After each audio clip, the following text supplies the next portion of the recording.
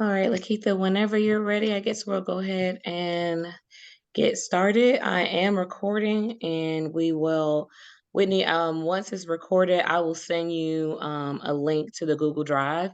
That's where I'll upload it. Just because I don't have the it takes a little finagling to be able to stream.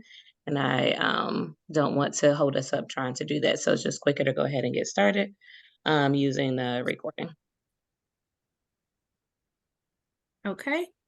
Good afternoon and welcome to Bolton Academy's Go Team meeting, where we will follow the agenda as it has been mailed to each of you and publicly noticed. Let me remind everyone that this is a meeting only of the Go Team, and only members of the Go Team are able to participate in discussion. Any members of the public who may be present are here to quietly observe. For members of the Go Team, please be sure to identify yourself when you speak so that the record will reflect that. So I am pleased to call this meeting to order at 5:30 p.m. Our first order of business is to call the roll. So the secretary will call the roll.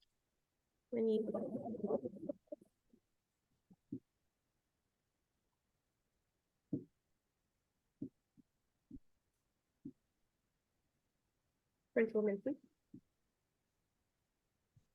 I couldn't hear you. Sorry. Can you? I Can't hear think you might Whitney. need to turn your volume up. Well, we can't hear you at all, Whitney. No, and we could hear you before.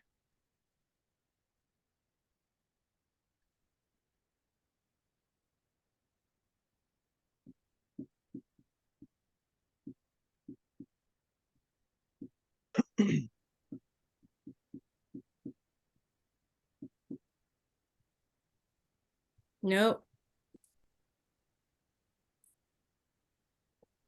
No? Yes. Yes. Okay, great. Okay. All right. So when you hear your name called, please say present. Siobhan Mincy, Present. Damani Fisher, Natalie Malkov. I saw her before. We can't hear Natalie, but she's here. Okay. Yes, because I saw her before. Christina Fanning, Haiti Romero, Present. Sandy White, Present. Lakeitha Carlos, Here. Mario Correa, Present. Daryl Stewart. Okay.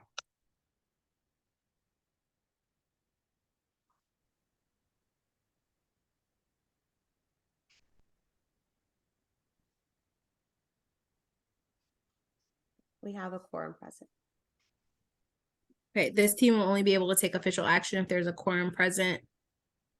I'm sorry, did you say there is a quorum present?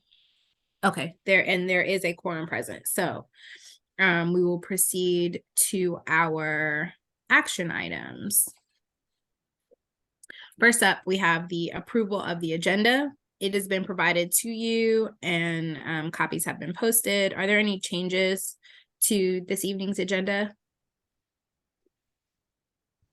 If not, may I have a motion to approve the agenda as written? I'll make a motion to approve the agenda. Is there a second? I second. Okay. Sorry, who just seconded? Sorry. Haiti Romero. Thank you. Thank you, Ms. Romero. All those in favor say aye. Aye. Aye. Aye. All those opposed say nay. Any abstentions? The ayes have it. Next on our agenda is the approval of the previous meeting's minutes. The minutes have been provided to everyone via email. Are there any corrections? If not, may I have a motion to approve the previous meeting's minutes? And just a reminder, these are the minutes from November, since we Yes. skipped our December meeting. Are there any all those in favor say aye. All right, sorry. Aye. Did someone make a motion? Sorry. Oh, I think we I'm have to make a sorry. motion to That's what approve. I was waiting for. Sorry. Yeah. I make a motion to approve. A motion to approve. Is there a second? I second. It has been properly moved and seconded. All those in favor say aye. Aye. Aye. Aye. Aye. Is there any opposition? Please say nay. Any abstentions? The ayes have it and the motion carries. Next, we will move on to approving the updated strategic plan. Do we Okay. have any updates to the strategic plan? If edits were made last time, I'm gonna let Ms. Mincy talk to us about that. Okay, so first I'm gonna go through the fall ACES presentation, kind of explain to y'all what that means. And then I think we have a few words to switch up. Well, let me ask you this. Yeah. So on our agenda, we have the updated strategic plan and ranking the priorities as items of action items. And then this is discussion I'm talking about. Yeah. Okay. All right, so let's do that first. Boom.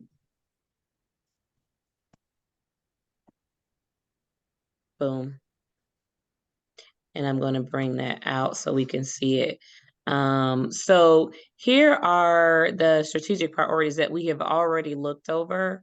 My only suggestion, and I didn't want to make it the move without you guys watching, is so these are strategic priorities. In this box, we talk about increasing student performance in ELA, increasing student performance in math, embedding a data-driven multi-tiered system of support to improve our English learner performance, and implement the enhanced IB PYP model with Fidelity. And then the next priority says develop and sustain a positive, informed, and engaged school community for all stakeholders, students, teachers, parents, and the community. Create a culture of high expectations and trust for students, staff, and families. The next one is the one that I want to offer change, is improve teacher efficacy and IB standards and practices, balanced literacy framework, Eureka Math, and science and social studies integration. Retain and develop highly qualified teachers and staff in traditional dual language immersion and support classes. So what I would like to change is instead of balanced literacy framework, the term that we actually use is the literacy workshop. And then instead of Eureka Math, I would like to change that to Georgia Math Standards Practice, something that's not Eureka. One, Eureka is a resource and is not the standards that we, it's not the priority. And two, the district is adopting a different math curriculum, so it won't be Eureka at all. So I just don't want to go through another year, carry this into a year, knowing that one, we are not going to be going Eureka, the path of Eureka, and two, knowing that we are trying to move away from saying Eureka Math and focusing on the Georgia Math Standards. I feel like we should just change that before we approve that. So any discussions or questions? Math still be Common Core based, or is it going more traditional? Ask me that again. You said. Is the math still going to be Common Core as basis? No, Common Core is like overarching. And so our Georgia State standards are based on Common Core. And so I am not privy to the resource that we adopted just yet, but whatever resource we adopt, we're still going to use it as a support, but the priority will be the Georgia math standards. So when we have we're going to have a March principal chat. Our March principal chat is going to be specific to math. And we're going to go ahead and show you all where to find the math standards, the new math standards. So the state of Georgia is changing their math standards. They're already published, and we're going to walk you through the same process that we're doing with the staff so that parents are aware of the resources that show you exactly what is expected to be taught and how it's expected to be taught. And that's the disconnect with prioritizing a resource over the standards. Because if the resource isn't tied directly to Georgia, and the milestones is tied directly to Georgia, we have gaps. And so the Eureka is tied to Common Core, but Common Core and Georgia are not directly matched. So that's why we are trying to unlearn some of these practices and then make sure everybody from kindergarten all the way up to 5th grade is on the same page. So the math builds on each other with practices, and it's not some folks are doing a Eureka way, some folks are doing a Georgia Standards way, if that makes sense. Keep going. What's your next question? Oh, I was gonna say, is this gonna be changing for all grade levels or just elementary school? I believe the Georgia State standards are changing for all grade levels. Yes. They had to rework. So some stuff is moving up a grade, and then there are some standards that are moving down some grades. So yes, that would be all of them. But they have it, and so the way it's so many resources already online, and it explains, and it gives you like this overlap map that will show you how we're going to fill in the gaps for the first transitional year. So here are the 2nd grade standards. Well, this used to be a 2nd grade standard, now it's going to 3rd. So that 3rd grade standard has to kind of loop back and then loop up. But it's and I can't really explain the document, but we'll show it to you guys at that parent principal chat. But it paces out the things that we might have to bring in from 1st grade that are no longer being taught, that might be moved.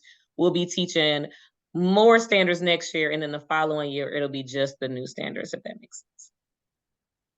But the state has laid all of that out. It's just making sure, and that is why our focus is so much on the state, because they do have an entire department that works on it. But if you're not privy to, or if you're not prioritizing, again, gaps, and then also a lack of, knowledge to be able to build the capacity of your staff and also your parent community.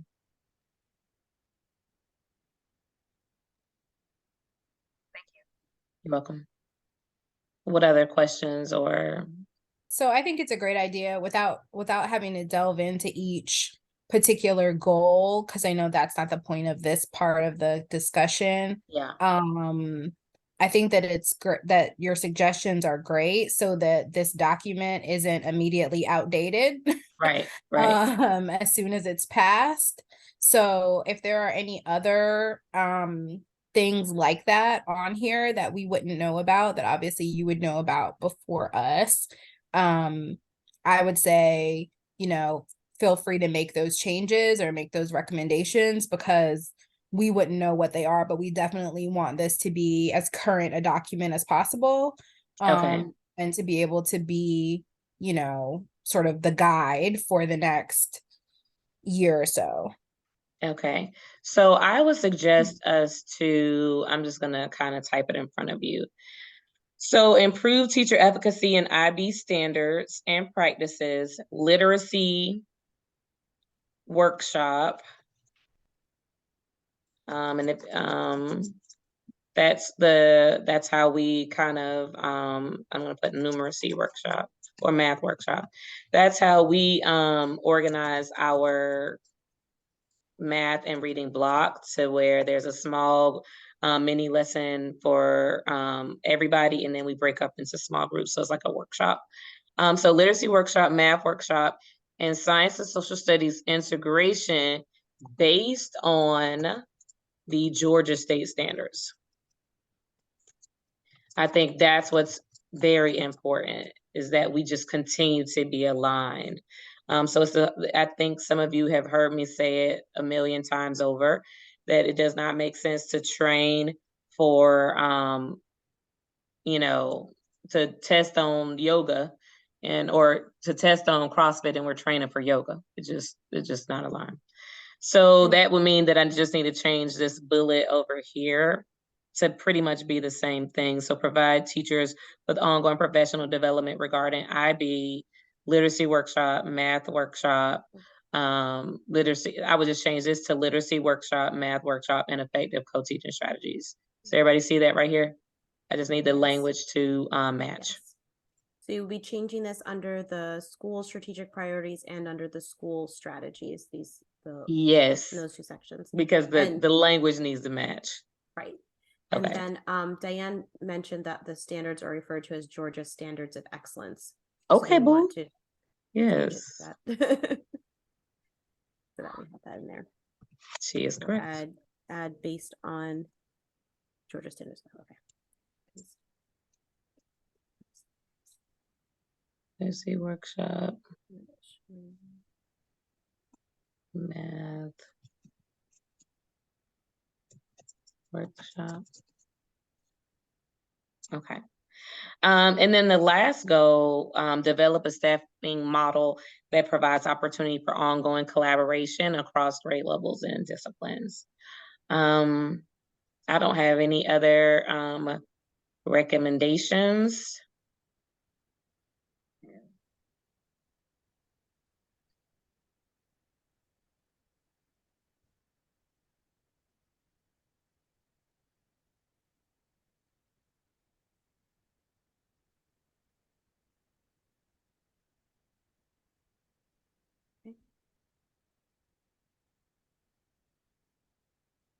Okay. Okay. I am going to delete this. Uh-oh, wait. I'm gonna have to go to this. Delete this. So I think the next would be to vote. Sorry, here it is. So the Go team needs to, oh, is this you? Is this me? It's somebody. I think it's Lakita. It's the, Is it me? on the, Vote on the on strategic plan. approving it, yeah. So if that's it, there are no other changes. Okay, so everybody has seen what the changes are. We do need to take action on it and vote to update the strategic plan. So is there a motion to accept the updated strategic plan? I make a motion to accept. Is there a second? I second the motion. Oh, hey, Miss Vanna, yay. It's been properly moved and seconded that we accept the updated strategic plans with the edits made this evening. All those in favor, please say aye. Aye. Aye. Aye. Aye. All those opposed, same sign, say nay. Okay, the ayes have it. The motion passes. All right, so we're going, Was there any discussion on the plan as is? Nope. Okay, great. So next, we're moving on to ranking of the strategic plan priorities in preparation for the FY 23-24 school budget, which we will discuss over the next 3 months. okay, I'm just trying to make this easier. And once we're done, we will vote to that is the action item, is to rank these in this order, whatever. Yes. So in preparation for the 2023-24 budget that we will be talking through for the next 3 months, we need to rank the strategic plan priorities. And so here we're going to use this slide to move these around. So it's just open discussion for us to decide which one of these. So here are the priorities, and we can just move them around if you feel like something should be higher than this one or this one or this one or this one. It's so. Is there any way you can make that a little bigger? Yeah, yes, I can.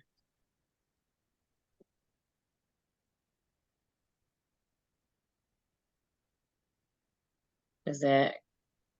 That's Yeah. better. Okay.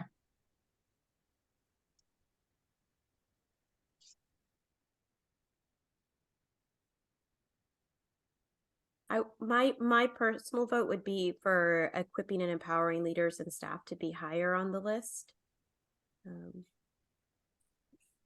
Okay. Just because I know that know that like teacher burnout and teachers feeling overwhelmed is kind of at the forefront of a lot of discussions now. So I feel like having that be something that's a higher priority, making sure that our teachers and staff and leaders have what they need to do the work that they need to do. Okay, so you want me to move it up to 1 or 2?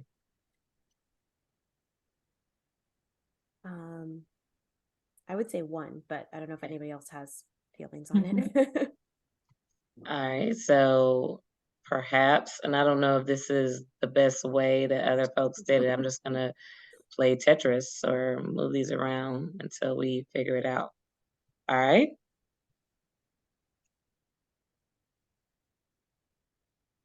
So this would mean, as far as budget priorities, that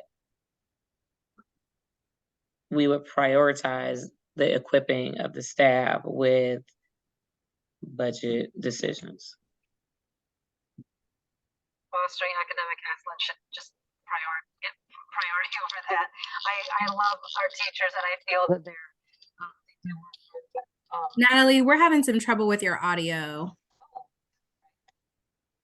What I heard her say was that the fostering academic excellence for her would be number 1. And she said, I love our teachers. Mm-hmm. Oh no, now we can't hear you at all. Yeah, I want to make sure that our viewers on YouTube can hear her clearly as well, so Okay. that all of the public can clearly hear the discussion.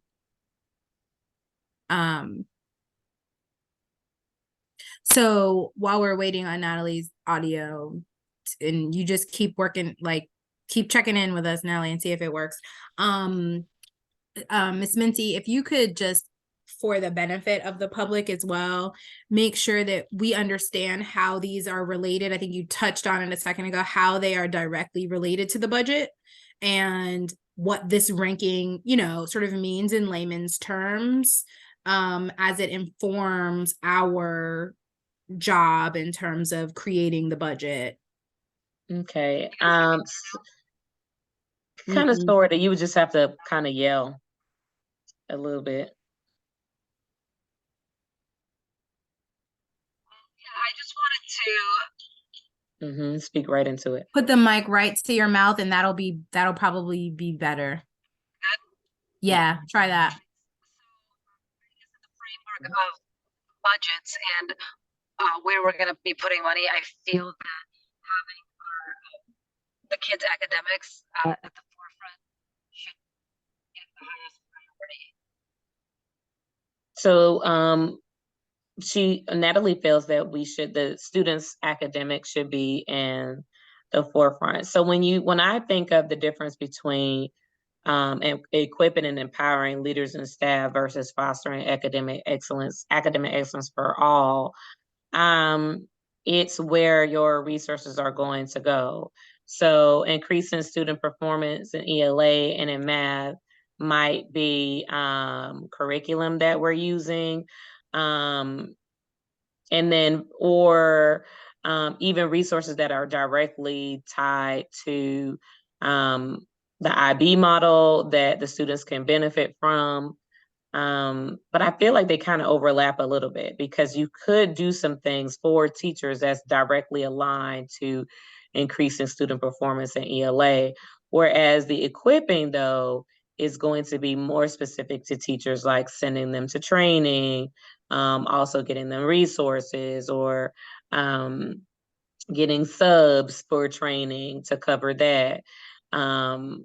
Retaining might look like, oh, we're using incentives. So whereas the gray one can impact students and teachers, I think that the equipping one it would be more teacher. Does that make sense?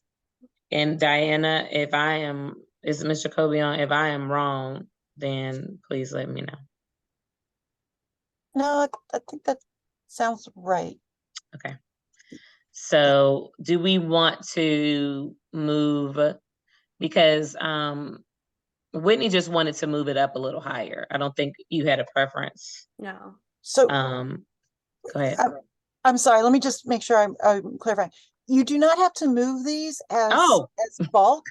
I'm So just moving each them. one of those bullet points that you have in the center to the Oh, column no. to the right, Oh, that's great. each one of those bullets can be treated separately as a priority, is how it's supposed to be. So like Oh, increased student snap. performance in ELA is a separate priority from increased student performance in math. Okay, well then I need to delete all of these because they're screenshots. well, Where did Principal they Mincy, go? do you want to leave them and then so we can see them and then we can just Oh, I was I can gonna, just- it's here too. oh, And it's I there was too. gonna Oh, I copy see. and paste them. Gotcha. Oh, I see what you mean. Gotcha.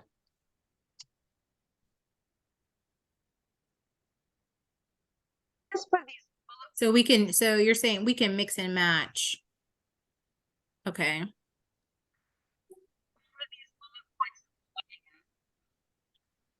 me not being an educator, I guess I'm not certain of which needs more funding than others, whereas some things like maybe increasing community awareness or whatever may not need a lot of funding and just effort. Do you know what I mean? Even and if we're going to have to prioritize on a budgetary level, let's throw those things at the top, and other things that don't need as much can be pushed down a little bit. So just so I can get a feel of what can be more budget conscious and which are going to need more funding or less funding. And I did not hear the first part of the question. Are you asking to explain each bullet or? No, just some, of course, need a lot more financial resources and some may not.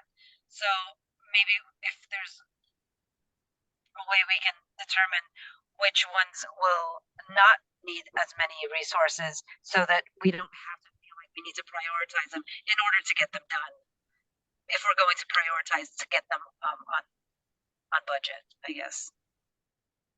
Well, I don't know if we can, I Does wonder. that make sense? I think the question made sense to me. My question, I guess, within that question is that even a possibility? Can you, sort of in a vacuum from looking at these bullets, say, developing a staffing model that provides opportunities for collaboration is cheaper than increasing student performance in ELA. I don't think that that's a real measure, like something that you can measure sort of in a flat way like that. So I don't know if that's if the answer to that question even exists outside of a comparison to what we've been doing, right? So like my question was going to be more around, is what we're looking at right now the current priority? And if what we're developing is the new ranking, if this is the current ranking, then how much have we invested in each of these categories, right? And so then we could be able to tell, well, we've only given 2% to developing this staffing model. Perhaps we need to rethink where that lies because it's not working, or the data is showing us that we're not improving in this way on this topic. So maybe we need to reprioritize it. Like, what can we base our decisions on ranking on outside of like our subjective feeling? Well, sadly, I'm new. So, but I can tell you that we probably can go the free route with like the bottom one, developing a staffing model that provides opportunities. I'm just thinking about where we're trying to go versus improving teacher efficacy and IB standards and practices. I know that takes money because that's training, and IB training is expensive. Retaining and developing highly qualified teachers and staff in traditional dual language and support classes, having subs for that takes money as well. Incentivizing thinking about retention, or I know that some of the staff, they're interested in being, compensated for, additional work. All of that takes, money versus creating a culture of high expectations and trust for students, staff, and families. That is something that we're going to be working on in our PLCs next year, but it's actually, we have been selected as a school where that training is going to be free to our school. Just so happen it's going to be free to our school through the Wallace Foundation. So I guess I answered some of that. So how about I do them all? All right, developing sustaining a positive, informed, engaged school community for all stakeholders. I think that takes money. Honorees, they do a good job of giving us free stuff, but when we're thinking about bringing families out and having events or whatever we need to do to support, and when we start wanting to do more and having nights where we do make and takes and give resources, that would take money. And then of course, increasing student performance in ELA and in math. I know we need manipulatives. I know we need decodable readers. And we need the staff to do it. So again, those are a few things that take money, but I would like to hear from some of the like Sandy, Fanning, Haiti, and I think Mario's here too. You can chime in as well if you guys have anything to add or not. I could just start throwing numbers. You guys tell me, and I can start throwing numbers behind the sentences. Well, when it comes to I agree completely with the IB trainings. We know those are expensive as we're starting Like $950 a person, expensive. a person for the Zoom session. There's value there, of course, but they are pricey. Manipulatives are they are surprisingly expensive. This, everybody, I think most of you know that this is a new role for me this year, and seeing just how much gets spent on things is kind of eye-opening. It's kind of crazy how much stuff costs to support classrooms and the teachers with trainings and materials. But yeah, I agree that the bottom one is, I think I agree that's sort of a freebie. That's something that we can do in-house. That's something that we can do by increasing with PLs and more opportunities. But everything else, I think, costs money.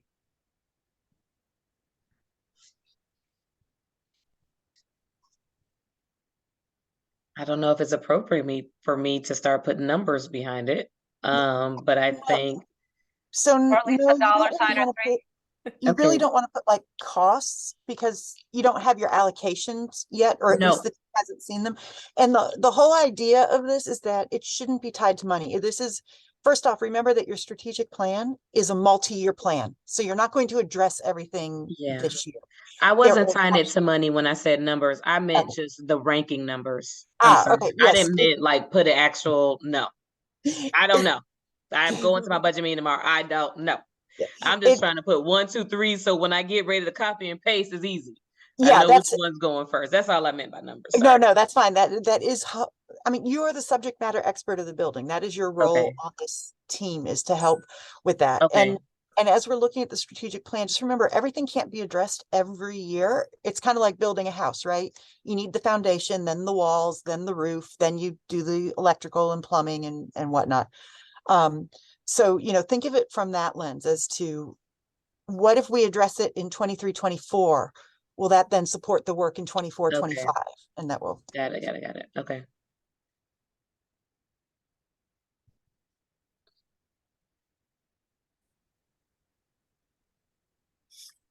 Ms. Fanning, what's your opinion? I definitely see a lot of overlap between the 4 main categories, particularly the fostering academic excellence for all, as well as equipping and empowering. Those, in my opinion, would be, I would say fostering the academic would be the number 1 if we were moving the whole category, and equipping and empowering would be number 2, simply because they go hand in hand. For several reasons. When we have teachers who change grade bands, if I'm a 3 to 5 teacher and I move down to K through 2, then I've got to, there's going to be a learning curve and some differences as far as the kinds of standards and the way they're taught and things like that. A lot of those things are already embedded into our PLCs that we currently, because as you said, this is a multi-year process. And so those things are already the culture of our PLs and professional learning. But we also have to take into account that, we get new teachers as well. So there's always going to be in my assumption, I would think that the larger part of the budget probably is payroll / personnel. So we would have to, like I said, many of these overlap by default, and they're already underway by default. So I'm thinking in terms of strengthening some of the areas. I agree that creating the system of school support, that bullet point is definitely something that happens. Oh, I'm sorry. PLC stands for Professional Learning Community. Thanks. You're welcome. I was like, course, class. Right. Those are typically the planning meetings that teachers are involved in during the school day, as well as in our staff meetings. Some of those topics are covered. So we're ongoing. We're always working to increase teacher efficacy in the content areas, in the way we deliver instruction for the good of our students. The multi-tier system of support is the MTSS program, and it is in it's the way that we are looking to address our subgroups that need more assistance, more support as things go by. So nothing here is brand new, but I do anticipate, and I don't know, and that's just watching trends and what I've seen in the news, that it's the recruitment and retention part may be of concern as our status changes as a school. Yep. And by status, I mean Title I status. Yeah. So as I was listening to you talk, I just threw some numbers up there, just as you were talking and just thinking about data. So one, I put just as layering it, right? Ranking them, increasing the student performance in ELA. I put a 1 because we're getting math resources from the district next year. And we won't have the support. We won't have the support with the ELA until the following year. My understanding is we're adopting some things, and I know we need the codables. If we need training for ELA for teacher, if we need chart paper and, these types of things, that will be able to hit a variety. If we need to give even resources to our families, all of that can really be a part of increasing student performance in ELA. And then the next one would be to increase the performance in math. And then I thought about the training. And so we can talk about in that box, whether you want to move that 3 or that 4. Teacher retention and teacher stress sometimes can be improved with training. Sometimes too much training is like, leave me alone. But we do, but the retaining and the equipping then becomes the undergird of the 1 and the 2 to make sure that we don't lose staff as we go along. And then we go into the improving the PYP. And just based off of data, currently, our subgroup data for our Hispanic students and our English learners, it's improving. So I think what we're doing, and we're on to some things, we're going to continue to do those. And I think it's going to still be supported under the 1 and the 2 as well. And then we kind of just fizzled out to, and maybe this should be, because we've already put IB, so maybe this should be 5 and that should be 6. And then developing and sustaining a positive, informed, and engaged school community for stakeholders, creating a culture of high expectations. Some of these things, lucky for us, because you got to know your school, some of these things we already have. And so we're just we're already at an advantage, in my opinion, with the sustaining and informed and engaged school community for stakeholders. I think that we, this year was us focusing on getting back open, but I don't anticipate us getting less open next year. I think that this was a good start, and we're just going to continue to engage the community. I think that the community likes to be engaged, and we like to engage them. I love talking to them, but here we are. Anyways, so what do you guys think about, as people were talking, this is what was happening as far as the ranking? Do you see those numbers as far as ranking priorities? Okay. And I'm just gonna start copying and pasting, and I do not mind. I'm just gonna take this thing. Can I just take this whole thing? And paste it over here. Oh, it's already a box, Brian. Okay, go ahead.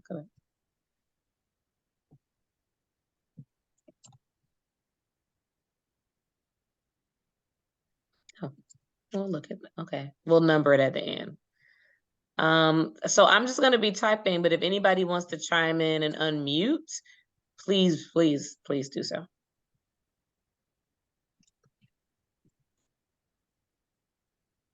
I think your justification makes sense and sounds good, and I think it incorporates kind of all of the different opinions people chimed in on, with sort of prioritizing student academics, but then also working to strengthen the foundation of teachers and staff. So right, and then also utilizing the resources that we know are coming and that we're going to get, or things that we know are already sort of in place, or that like that Ms. Fanning, Mr. White mentioned, are things that are freebies, for lack of a better word, that are things that don't require as many resources. So I think the ranking makes sense to me. And that's good. Just you have to remind me, does our data show that our students are performing, what's the word I'm looking for, are not performing as well in ELA or math? Are those two appropriately ranked, or should they be flipped? So right now, it depends on which data you're looking at. And so right now, ELA is, it's kind of neck and neck. It's like, I think I don't have my numbers in front of me. Our data improved in reading by like a point. Overall, though, our data is, the achievement is lower in the math. But I know we're going to get support for the math. That was the thing, is the support that we're going to get from the math. And I'm hoping that also comes with manipulatives, and typically when you get a new resource, you get it all. So, but it's kind of, it depends on how you look at it. But ELA, honestly, yeah, that was a great question, because yeah, ELA would be our strong suit, but I think it also depends on the grade level. So for example, 5th grade, shout out to Fanny and her team, like they were number 2 in our district, right? Was it for ELA or for math, meeting the growth target? I thought it was, child.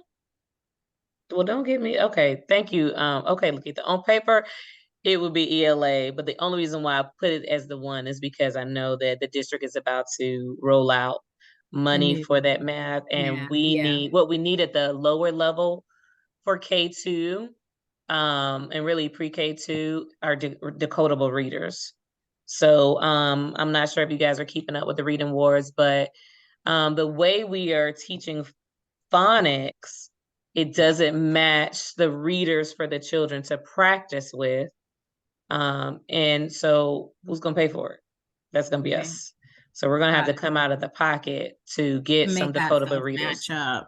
Yes. And that's going to make the reading really accelerate. It's going to accelerate that for our children. And again, that's the whole piece. Even with the math, it's just talking about the alignment and just being strategic in the decisions that we're making as it relates to resources, instruction, standards. Yeah. Mm-hmm. Well, and I think one of the things that would be helpful for us to know is exactly that. Like, what other areas you know, and you are likely still finding this out, right, in your first year. What other areas are we not aligned in? Because that would also help guide, you know, what I would decide as a priority, right? Because to your point, we're never going to get where we want to get in terms of outcomes if we're not doing the right thing. So it may take a little while, but we need to align on all of these things. If we're not teaching, if the math isn't mathing, right, then we need to match that up, and we need to prioritize doing some of those things, even if those are the things that we're going to spend the money on, because it's turning the cruise ship, right? Like, it's going to take a lot of work and money on this front end, but in the back end, it's going to help our outcomes and our kiddos learn. Right. I feel like the reading and the math is probably the biggest. The reading is has nothing to do with us. It's just the change in policy. It's the political part that we don't control, and then us realizing just some best practices that we can make some differences on. So those are the biggest two there, and that has been the priority, the reading and the math, because we were so strong in the IB. So it's kind of like trying to juggle all these balls. This year I have taken some balls out of people's hand. I'm like, we're going to juggle these two, and that is the ELA and the math. Okay. So I'm going to shrink this or scroll this up so you guys can see, and so we can go ahead and how do you? And let me ask this question. And this may be a Diana question. Yeah. I know we're spending a lot of time on this. And I know that this is what is supposed to help us in preparing for the budget, which we're going to talk about over the next couple of months. Does this action item have to be done today in terms of the ranking, or can we continue to take a look at this as we look toward preparing the budget? Because if so, we can move on. So this you have to take a vote on this before you start talking about the budget. Okay. Now, if you want to wait and address this at the very top of your next meeting, the only thing is unfortunately this year, the budget timeline is a little bit compressed because they were supposed to do budget training a couple weeks ago for principals, but they've pushed it to now. So you lost 2 weeks there. And then Principal Mincy, you guys have to come to kind of a consensus on a budget before Principal Mincy's staffing conference, which is sometime between the 21st and 28th of February. So, you know, okay, just wondering. We may be there. I was just wondering if this is, we were the idea is that you want the plan in place, and this is the plan, right? Mm-hmm. So that this tells Principal Mincy, okay, we told you that ELA, math, and teacher efficacy and IB standards are our highest needs. So when she gets the budget, she's going to look to make sure that she can address those priorities first.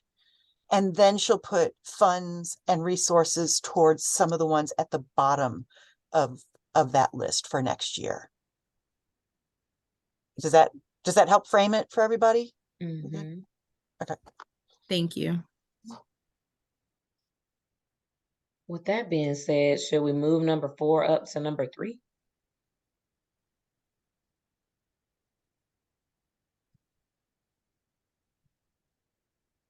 Mm-hmm. I think we should. Yes, you can't improve it if you don't have the teachers. Right. If they don't. Yeah. Okay. Here we go. And do. All right. Let me do. I'll take all of these off. And then, okay, I think we're ready to decide if we want to votity. I apologize. I have one quick question, yes, and I know it was a little tardy today, so I don't know if this was covered. With our school how does the change in the Title I designation impact the budget? I know Ms. Jacoby said earlier that we don't have any idea of our allotment. Mm-hmm. Do we have allotment and then Title I on top, or is it embedded? How it's embedded? When thinking about these priorities, how does that change things? It's embedded. So,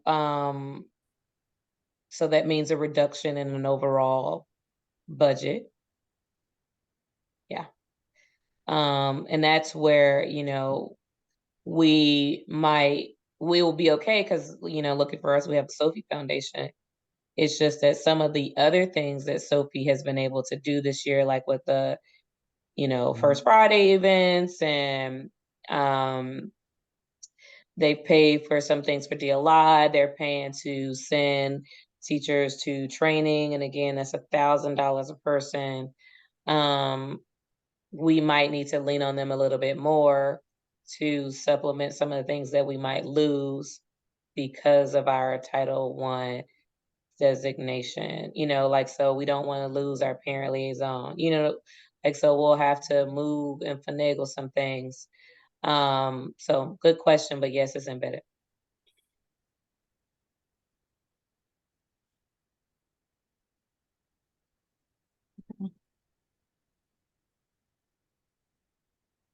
I like how it looks. Okay.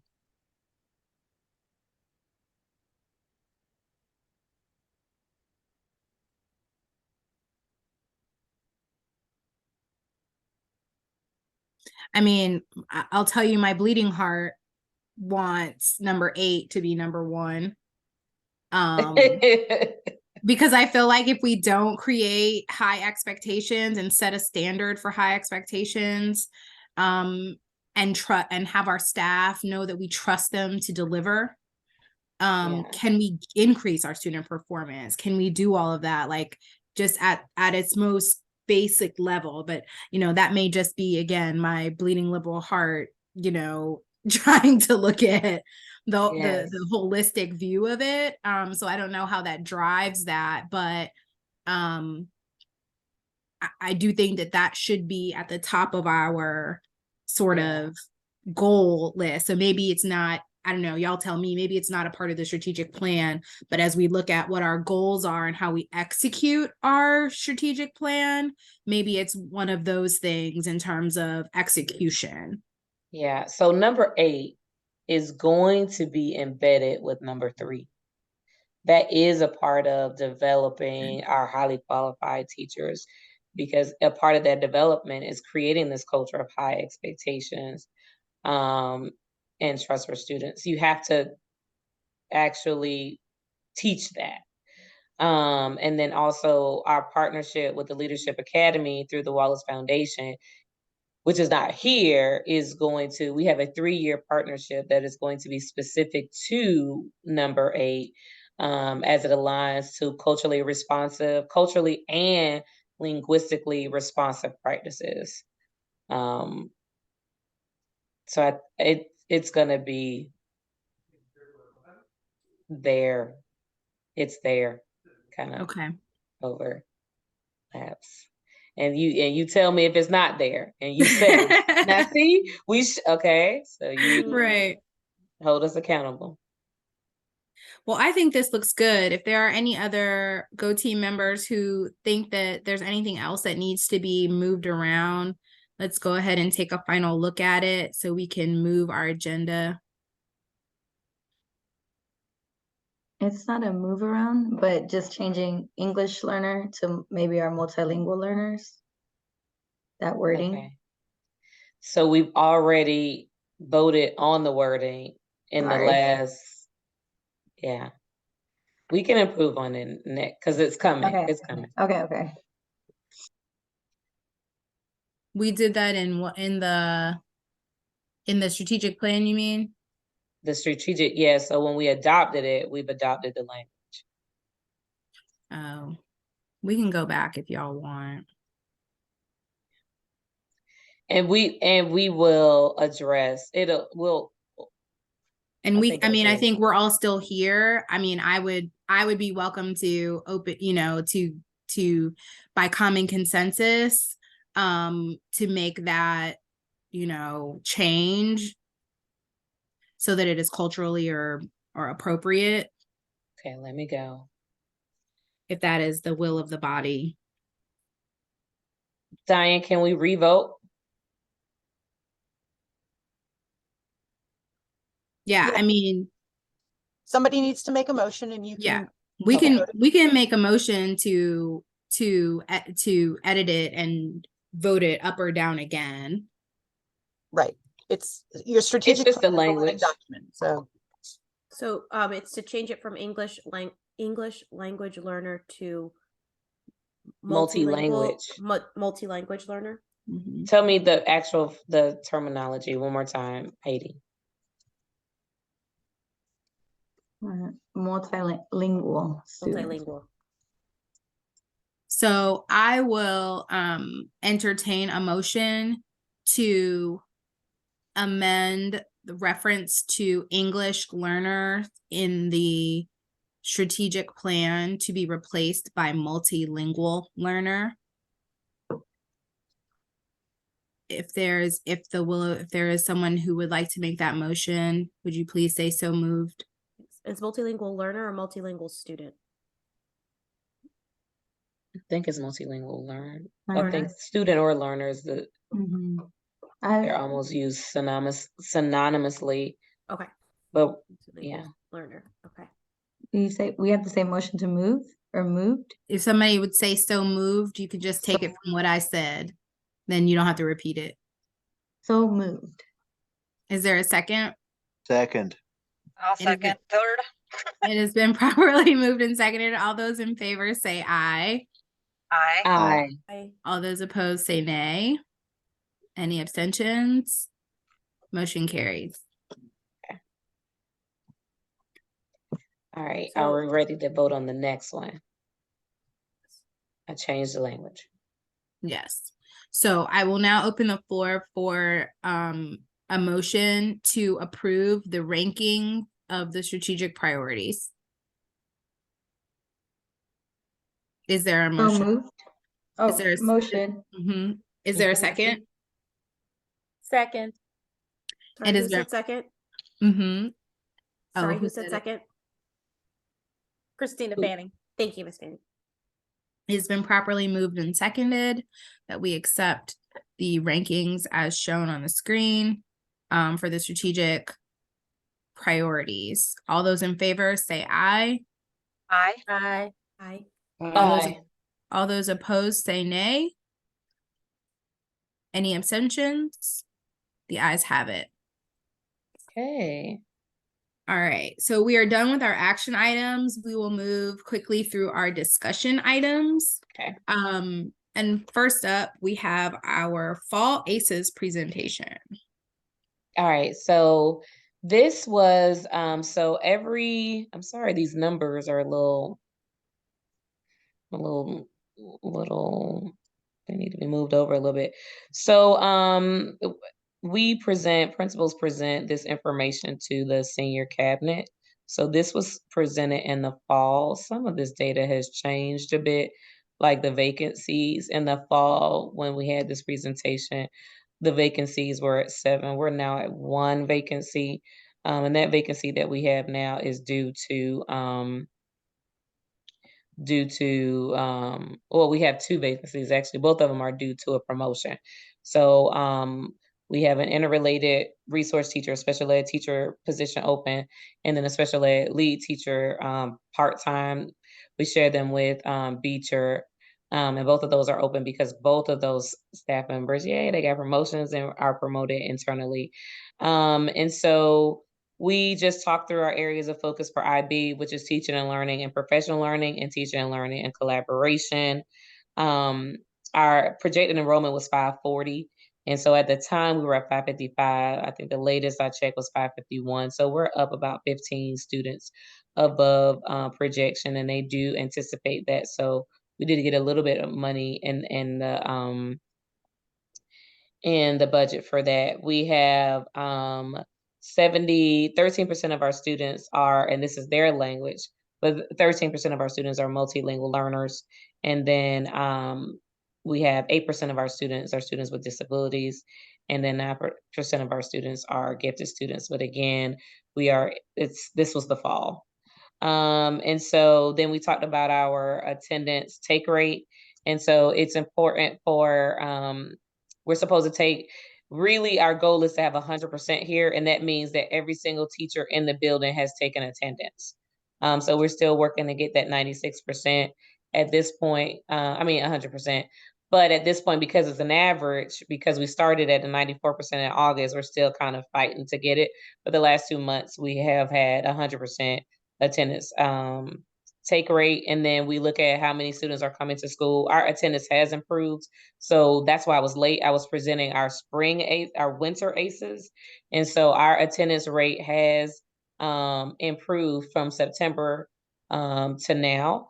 And then students not chronically absent, that means that students not having these consecutive absences, that has also improved. And so we attribute it to, kids wanting to be there, our attendance incentives of bike raffles, our staff is really, our attendance team is giving out, they have attendance parties for kids. We have a care team that's very active. And then just being communicative with our parents about students that are absent. Our behavior, we do have some suspensions now. However, we're still working out, just trying to balance using Class Dojo as positive. But then I am hoping to introduce a consequence system in every single classroom so that we're all on the same page that, yes, we believe in restorative practices, and also students need to get consequences when they break schools. So we're working on that. This was the data, and you guys have seen data already, but so this was the data from the fall of last year, the spring of last year, and the fall of this year. And so you can see the improvement in the math, the improvement here in ELA, and then the improvement here in fluency. And then this we have to present on our HMH. And so the goal is to have 2 days of HMH. And so we needed to get, I believe, more minutes on the Read 180, but we have gotten more minutes on Read 180 and System 44. So our data isn't continuing to improve. This is our intervention time. And so the district does take track of that. And here is the things that I highlighted as our action steps that we were doing that I thought we were doing a good job of making progress on. And that was focus PLCs, focusing on standard small groups in the schedule, school-wide Class Dojo, and then monthly engagement events. And that was it for our ACEs. Principal Mincy, Nancy, Natalie had just asked what HMH stands for. Well, friend, it's the name of a program, and I don't know. I'm going to let one of the veterans tell you. I know it's intervention, and I don't know. Base Camp for Reading Interventions. Okay. It is definitely the name of the program. Am I right? Yes. Somebody. Hugh Miller Hoffman, something like that. Yeah, it's the name of their The name of the like program. The umbrella of it. Yeah. And students who are performing at I think the 25th percentile or lower are based on their data, they are they participate or they get this intervention program and system that it's online and it's tailored to their specific needs. So during that time, that's when we're doing other things and enriching our students in different ways in different groups. That's between 8:15 and 8:45.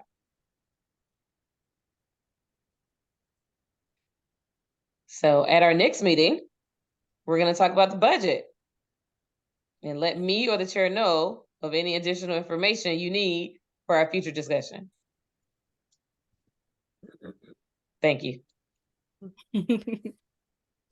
Thank you.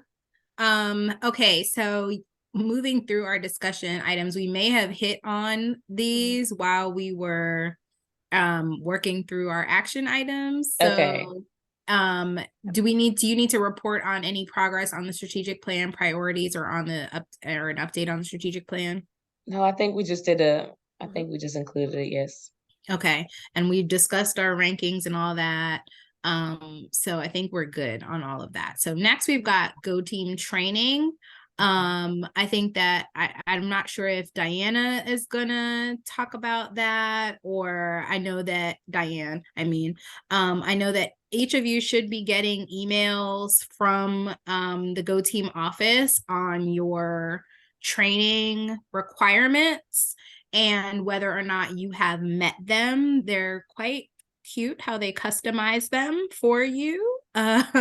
So they know what you have done. They're like Santa, they know if you're sleeping and they know if you're awake. They know if you have done your training. So do your training for goodness sake. And there are lots of trainings in there if this is your first year on there for you to catch up. They're web-based.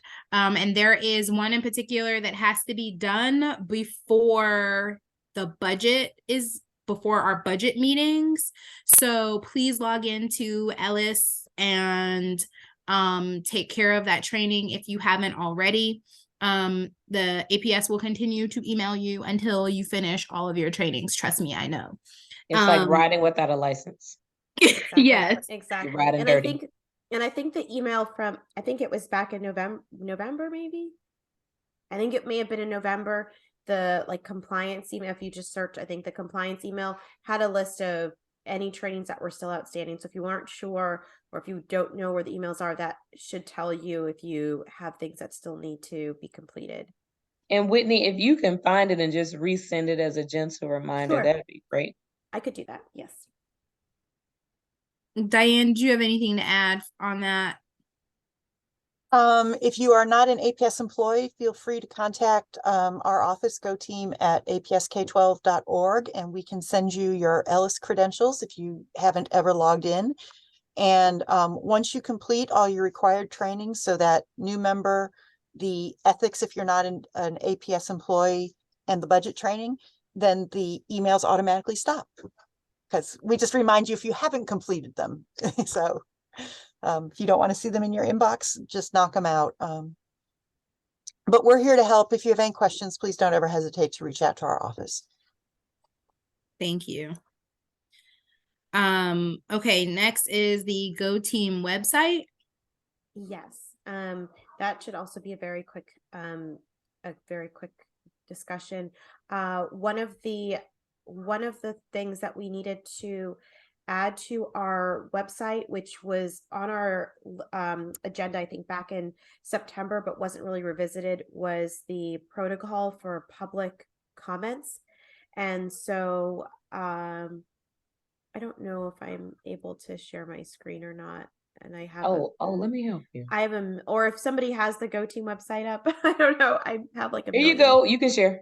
websites open. Okay, let me find. I have so many websites open. Sorry, give me just a moment. So one of the things that we needed to have on our website is just basically a protocol detailing what our how people can comment if they want to comment for meetings. So I met briefly with our parent liaison, Melanie, and we put protocol from, sorry, where is this? There we go. We put a protocol from a previous year page. And so, so I left it up there to basically see if that works for everyone. And if so, that'll be the one that we go with. So let me just find the right screen. Okay. Can everyone see it? Mm-hmm. Yes. Okay. So, so on our page, it's the section under, and this again, just to bring our page into compliance with what needs to be on our website. So this is the public comment protocol.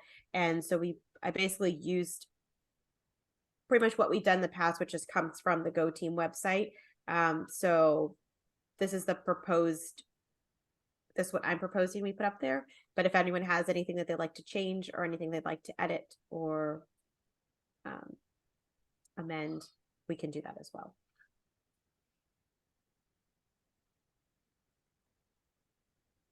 So, of course, part of the challenge that we have with this meeting being virtual, which I'm not mad about, is that I guess the Zoom link, do we make the Zoom link available to the public, Whitney? Okay. Yes. Okay. So we are streaming on YouTube. But Not the today, Zoom, but most of the time, yes. most of the time, yeah. But they can And- log in at any time and join. To the Yeah, Zoom. they have- Okay, got yeah, it. They Yep. have the password and the meeting ID and the link, so they can Got it. Okay. log in. Okay. Is it possible to add in there that a public comment can be taken through email that can be just read by someone here in case someone, isn't able to join but would still like to send in an issue if it's important enough for them to chime in for us? I don't know. I don't know. Jacoby, is that allowed that someone can email their comment? I'm sorry, I didn't quite catch the whole question. It was coming in and out. Could somebody repeat it for me, please? She was asking about submissions of public comment via email, given that we're in the virtual space, and whether or not they could be submitted via email and then read into the record, if you will. That would be a protocol that's up to your team. And, you would have to detail out how you would want to handle that. Of course, if the Go team's considered a public governing body, so your constituents are always welcome to reach out to you in the format that they want, like through email or to come speak. So if you want to accept email comments to read into the public record, that's your choice, but you are not required to include public comment in your minutes, what people say, because it's meant to be a time for you all to listen and then decide if your community is bringing up things that you want to consider. So if somebody were to bring up a concern of, we want to see the math growth data, we haven't really seen that, then you as a team can be like, oh, well, it was in these minutes. Or you could go to Principal Mincy and say, oh, we'd really like to see that data aggregated down a little bit rather than the whole school. We'd like to see it aggregated down by grade or something, because you don't have the answers in the moment. Right. So, and I'll tell you how in my professional world, I work in the government space. And so we have our Board of Commissioners meeting every week, and we deal with public comment, and how we have dealt with it in the virtual space since the pandemic is we open you can email between certain hours. We have like 2 hours of the day or whatever where you can submit public comment to a particular email. And then you still have to follow these rules for 2 minutes, right? So I can read your comment into the record, and once it hits 2 minutes, I have to also stop reading. And whether it is a verbally delivered or it is read into the record, it is not responded to by anybody on the team or on the board, because just as Diane said, it's just a time to hear and to listen, and for the public to also hear what other members of the public are saying.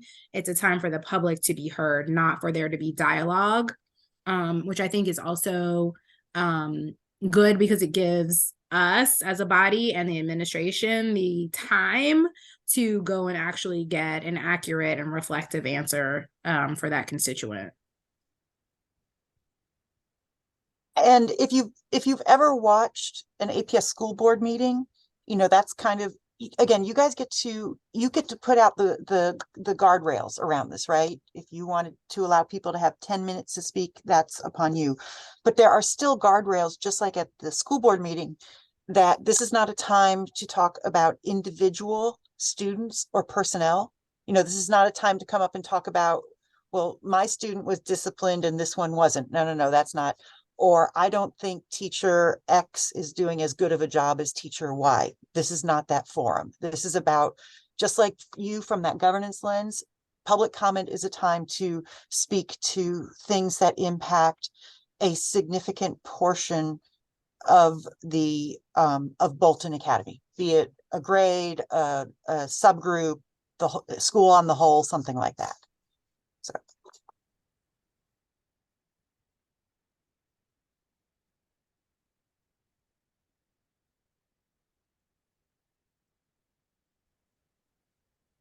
So maybe what we can do is as a go team, if you want to talk about altering the public comment protocol, and we can look at that at our next meeting.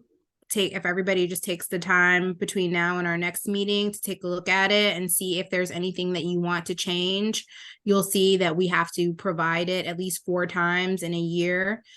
We have had it on all of our meetings so far.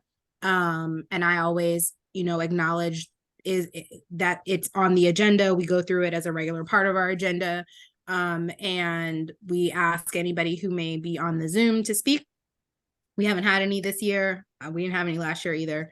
But we always give the public the opportunity to do so. So if there's anything other than that we can add, we can talk about doing that and adopt it at our next meeting and still be in compliance. Sounds good to me. I mean, and if you do have one of those suggestions, if you could email it to the chair and the secretary, that would be great. So that we'll have it in writing. I'm sorry, who's the chair? Me. Okay, hi. Okay, thanks.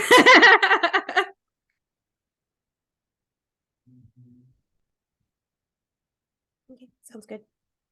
That was the only thing. I think the rest, I believe we just have a few other outstanding items, but they're not things that we need to discuss as a group. It's just things that need to be uploaded to the site. So Okay. And I'd like to actually take a moment of personal privilege to thank Whitney for all of her help with getting us in compliance and helping us figure out. Go Whitney. We have had quite the challenge of figuring out what is supposed to be there and when it is supposed to get there and getting it all right. And I think we're 98% of the way there. And Whitney has been clutch in helping us do that. So thank you. Oh, my pleasure. All right, let's move on. Informational items. Do you have a principal's report, Ms. Vinci?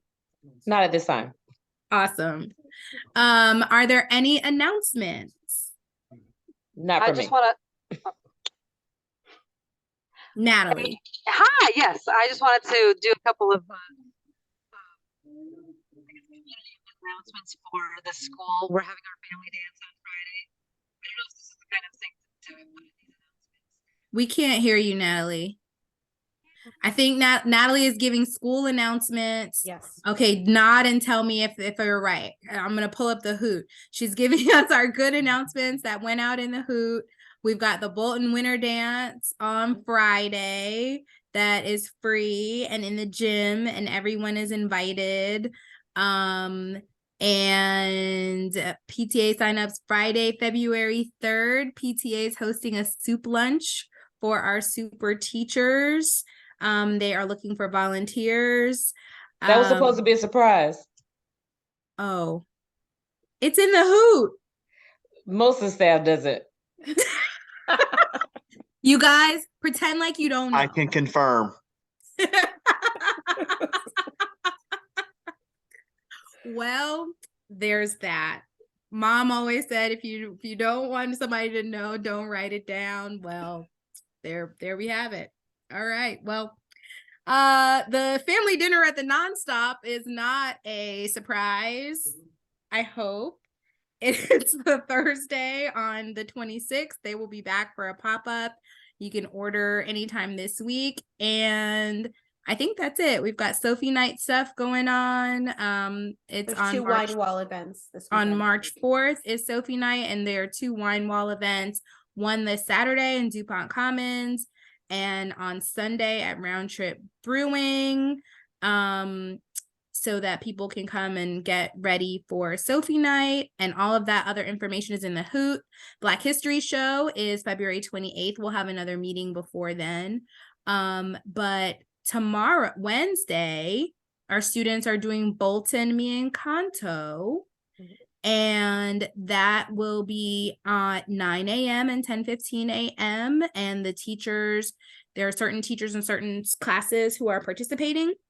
And so we are hoping that everyone can support and come out to that on Wednesday. So